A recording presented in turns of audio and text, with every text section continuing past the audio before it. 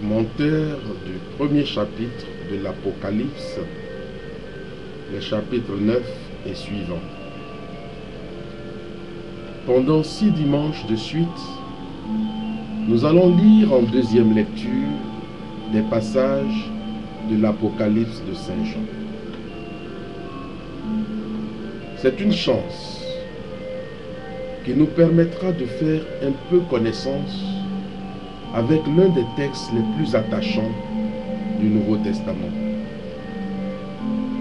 Livre difficile à première vue. Il nous demande un effort, mais nous serons vite récompensés. Aujourd'hui donc, premier contact. Le mot apocalypse vient du grec. Cela signifie révélation, dévoilement, au sens de retirer un voile.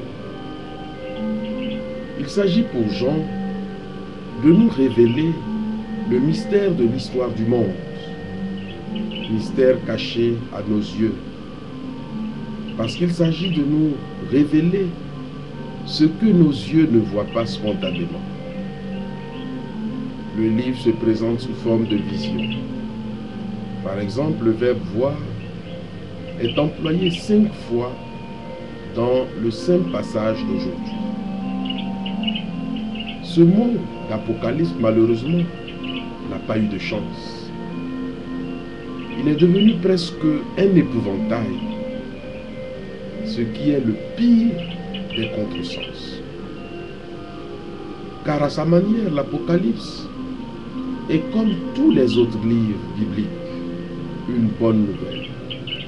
Toute la Bible, dès l'Ancien Testament, est le dévoilement du mystère, du dessein bienveillant de Dieu, comme dit la lettre aux Éphésiens, le projet d'amour de Dieu pour l'humanité. Les Apocalypses sont donc un genre littéraire particulier, mais comme tous les autres livres bibliques, elles n'ont pas d'autre message que l'amour de Dieu et la victoire définitive de l'amour sur toutes les formes du mal. Si nous ne sommes pas convaincus de cela en ouvrant les Apocalypses, et en particulier celle de Jean, mieux vaut ne pas les ouvrir. Nous risquons de les lire de travers. Ce qui fait l'une des difficultés de ce genre littéraire, ce sont les visions, souvent fantastiques et difficiles à décrypter, pour nous tout au moins. Tout est là. Ce n'était pas difficile pour les destinataires, c'est difficile pour nous qui ne sommes plus dans leur situation. Pourquoi parler sous forme de vision? Pourquoi ne pas parler en clair? Ce serait tellement plus simple. Non, justement, l'Apocalypse de Saint Jean, comme tous les autres livres du même genre, il y a eu plusieurs apocalypses écrites par les auteurs différents entre le 2e siècle avant Jésus-Christ et le 2e siècle après Jésus-Christ, est écrite en temps de persécution. On le dit bien ici, moi, Jean, votre frère et compagnon dans la persécution. Je me trouvais dans l'île de Patmos à cause de la parole de Dieu et du témoignage pour Jésus. À Patmos, Jean ne fait pas de tourisme. Il y a été exilé parce qu'on est en pleine persécution. Une apocalypse est un écrit qui circule sous le manteau pour remonter le moral des troupes. Le thème majeur, c'est la victoire finale de ceux qui actuellement sont opprimés. Le discours en gros, c'est apparemment vous êtes vaincus, on vous écrase, on vous persécute, on vous élimine, et vos persécuteurs sont florissants. Mais ne perdez pas courage. Le Christ a vaincu le monde. Regardez, il est vainqueur. Il a vaincu la mort. Les forces du mal ne peuvent rien contre vous. Elles sont déjà vaincues. Le vrai roi, c'est le Christ. Ceci, Jean le dit dès la première phrase. Moi, Jean, votre frère et compagnon dans la persécution, la royauté et l'endurance avec Jésus. Évidemment, un tel discours ne peut pas être trop explicite, puisque le danger est grand de le voir saisi par le persécuteur.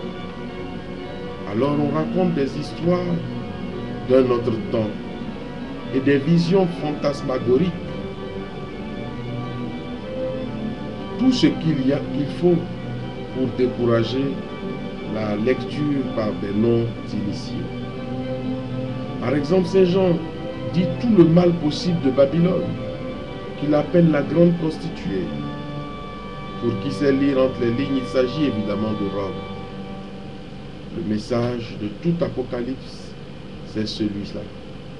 Les forces du mal pourront se déchaîner, elles ne l'emporteront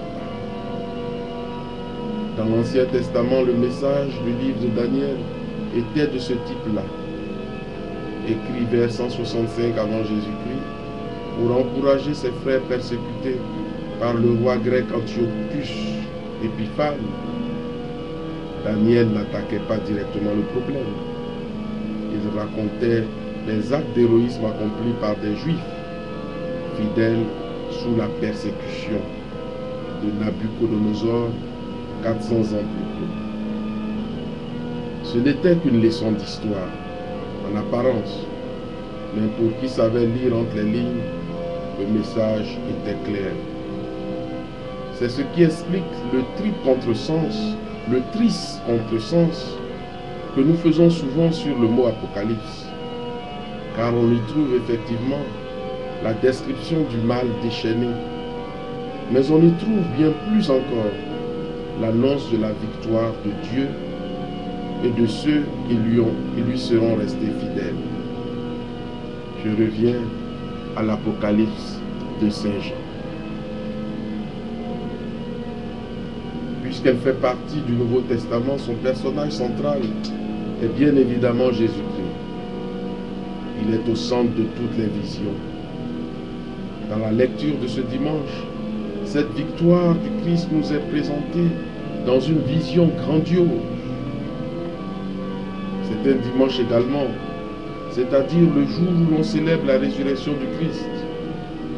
Jean a l'impression de revivre comme une nouvelle Pentecôte.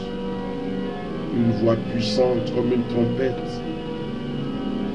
Le souffle de l'Esprit. Il est saisi au milieu de 7 chandeliers d'or. Un être de lumière lui apparaît. Un fils d'homme.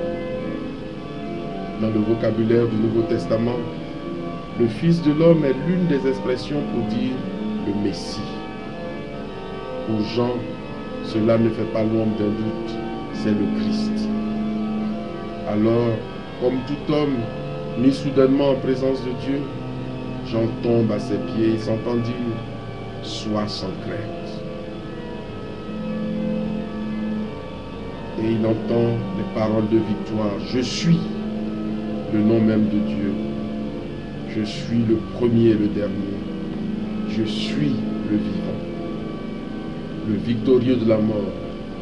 Je détiens les clés de la mort et du séjour des morts. » Et comme toujours, ce genre de vision et vocation pour une mission au service de ses frères. Écris ce que tu auras vu. Sous-entendu, va encourager tes frères. Le passé, le présent, l'avenir m'appartiennent. On entend résonner ici la promesse du Christ. Celui qui croit en moi, même s'il meurt, vivra.